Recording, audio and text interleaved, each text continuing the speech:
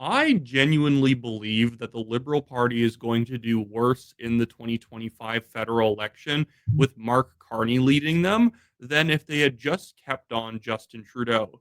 If you look at the Liberals polling about 8 or 9 months ago, they're around 26, 27% in the polls, but they only took the dive when they started trying to remove Justin Trudeau so they could install somebody like Mark Carney. And now, with Mark Carney set to potentially win the Liberal Party's leadership, they're really only going to get up into the mid to maybe middle high 20s in terms of their overall support. Which, why did you bother doing all of this if all of this movement in the leadership was just going to bring you slightly below default? I need to show you a video that Mark Carney posted to his own social media account that's supposed to promote him as a serious leader that the Liberal Party and Canada needs right now. Check this out. It will put you into a coma. Canadians need to remain united. Now, let me be clear. This situation, unfortunately, could not be more serious. And at times like these, we need serious leadership and a serious plan. I'm ready to stand up for Canada. Who's with me? I don't know what kind of hard drugs the crowd's on, but who is reacting like that to that absolutely Eeyore like speech? This is the thing. Obviously, I don't like Justin Trudeau. He's corrupt. He's an awful leader. He's a nasty person. Everything that you guys could think about him that's negative, I probably would agree with. The thing with Trudeau, though, in terms of if I was trying to make the Liberal Party do as well as they could in the 2025 election, not that I want them to do very well, that Trudeau has energy. He has like any amount of energy. Mark Carney doesn't. He feels like you're reading a textbook while he's speaking. But the problem is, he's not even very experienced at actually getting good things done. All of his experience is just holding bureaucratic positions. The governor of the Bank of England, governor of the Bank of Canada, in which he really didn't do all that much. It would be really difficult to even explain to a Canadian how he was significant at all in the 2008 market crisis because he really wasn't. It was overall government policy that saved Canada from a deep recession. But Mark Carney, for some reason, I guess gets credit because he was there, but it was all Harper's doing that made Canada better off. But regardless, getting back to this video though, that is genuinely worse than having a scandal break in the middle of your leadership because a scandal would make people talk about you. The only people who are talking about this video are like lamenting the fact that this guy is really the top prospect for the Liberal Party. Really? We're going to have to make snappy, energetic, exciting advertisements for the 2025 federal election with this guy at the helm? And it kind of gives away the game a little bit when Mark Carney doing things on his own looks like this, that it's really Team Trudeau who's propping the entire guy's campaign up. There's nothing about Mark Carney that compels people inside the Liberal caucus to want to run out into the streets and back him up. Nobody actually wants this guy as the leader. It's simply that Team Trudeau wants him. And really, are you going to get, Team Trudeau on your butt, having them all over you because you backed Freeland or backed Gould instead of Carney? So all of his support's fake. Do you think that Gerald Butts and Katie Telford are just there by happenstance? No, it's Team Trudeau. Mark Carney is Justin Trudeau's fourth term because Trudeau had taken way too many shots from his own people and couldn't be leader anymore. And so by having Mark Carney come in, Justin Trudeau and all of his people still basically get full control on what the government does, even as Trudeau is stepping down as prime minister and not running for re-election.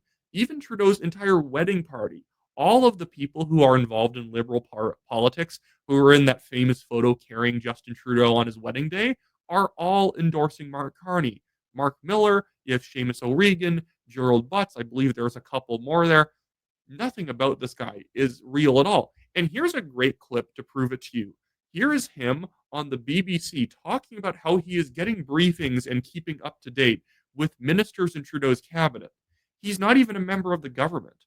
Why is he getting special briefings and speaking to ministers when he's just some random guy who's not an elected MP just running for the Liberal Party leadership? Does Ruby Dalla get to be informed by all this stuff? Does Frank Baylis get to be updated? They're also Liberal leadership candidates. And you talked about retaliation. You want to be Prime Minister in weeks. What does that look like? Well, the first thing is we have a lot of cards. We're keeping them close to our chest. We'll start playing a few. Those decisions are for the current government. I've been in close contact with our main negotiators, our Foreign Affairs Minister, our Finance Minister, who've been in Washington, our Public Safety Minister. Why? You shouldn't be at all. Or at very least, if you're privy to that information, all Canadians should probably be privy to it. They shouldn't be leaking to you. And if he then comes back and counters and says, hey, whoa, I was the economic advisor for a while, so they're fully in their rights to keep me up to date, or it's appropriate. Well, then how are you an outsider? Because that's the other kind of weird dichotomy that's taking place in the Mark Carney campaign. I'm an outsider because I've never held elected office before. Yet he is constantly around powerful people. He is constantly acting as some sort of economic advisor or other strategist. But no. He's an outsider, even though he has every single insider on his campaign. Has also been down. We will take steps. I think it's reasonable to expect in the immediate term that we will match dollar for dollar the U.S. tariffs. We will target our tariffs against those goods and services that will most affect the United States and least affect Canada. But to be clear, this will have an impact on the Canadian economy, and that impact will be felt more quickly and to a greater extent than the U.S. So this is basically saying that he was already in the know about what the tariffs were going to be targeting, because everyone expected it was just going to be a flat dollar for dollar tariff. The U.S. is going to put 25% tariff on our exports, then we're going to put a 25% tariff on their exports. And so what Mark Carney is saying is that he already knew it was only going to be targeted to specific types of goods, and it wasn't going to actually be full dollar for dollar. Again, why is this man being briefed? The only reason is because he's Trudeau's pick, and they are basically giving him every piece of information, every resource he needs to beat Chrystia Freeland. And by the way, it is not even a done deal that he's going to beat Chrystia Freeland. There were some Abacus data polls out showing he was at like 57% among Liberal supporters. The problem is the Liberal supporter category is a bit vague because that isn't members. Only about 400,000 Canadians have Liberal memberships who can vote in the leadership. That's just like less than 1% of people currently in the country, and not all the members are even permanent residents can regularly vote. And so that would suggest if it's 57%, he's easily going to win. But then another poll, I believe it was Angus Reid, or it might have been Nanos, came out showing that in fact Mark Carney is only around the mid 30s, which when there's 5 or 6 candidates, some of which who actually have very strong regional support, even though they're not big players and can throw that to Freeland, 36% is not doing so hot because he's the guy to beat. And if you're the guy to beat, you want to be a monster. You want to be at 50%. You want to be 45%. You want to be an oppressively big presence in the race where people just say, what's the point? But Freeland's still pushing forward. Karina Gould's still pushing forward. Maybe she's basically there just to help Carney. But still, Frank Baylis, Ruby Dalla could easily throw support behind Freeland. They've already signaled that Carney is the bigger opponent in this whole race. Jamie Batsey dropped out and endorsed Mark Carney, but I really doubt that does much for him. But Canadians are in... Ooh, sorry, I had to pull this back up on screen. No mood to make any concessions here. This is entirely unjustified. And we have many other options that we don't want to deploy, but we will if we have to. Is who is like-minded here, who respects their trading arrangements, who, for example, earlier today, we proposed some major changes to our climate policy, enhancing our climate change policy, our emissions policy here in Canada.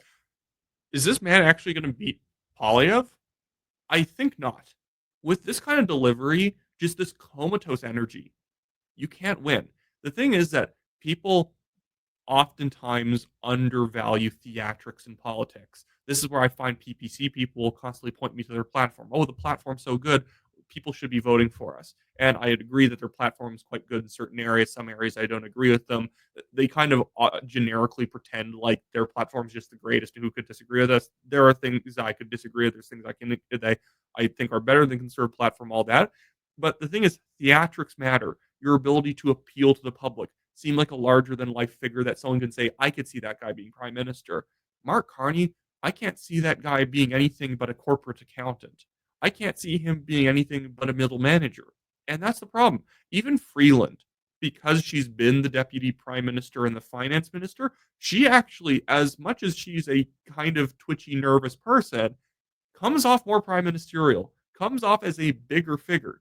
And bigger than all of them would be Justin Trudeau because he was the prime minister. This is why I'm saying it would have been smarter for the Liberals just to keep him around, even if you're going to lose the next election. You would have kept more support with him around. But then, even bigger than him is Pierre Poilievre right now because he's actually well liked, unlike Trudeau. He actually has a very unique personality that clashes with Justin Trudeau's more doofy energy. He's very serious, but he's also very like theatrical with how he talks. He's very bombastic. Works out well. But then again, I go back to Carney. Who is watching any content this guy makes? Is anyone going to watch a Mark Carney interview, especially one that goes on for a while? No. It's the worst kind of seminars type speeches I've ever seen. It's the type of thing where people are waiting until they're allowed to go to the buffet after this guy's done talking about mergers and acquisitions. My goodness. Anyways, that should be it for this video, guys. Make sure to support the channel, like this video, subscribe to the channel, leave a comment, do all that great stuff, and I'll see you guys next time.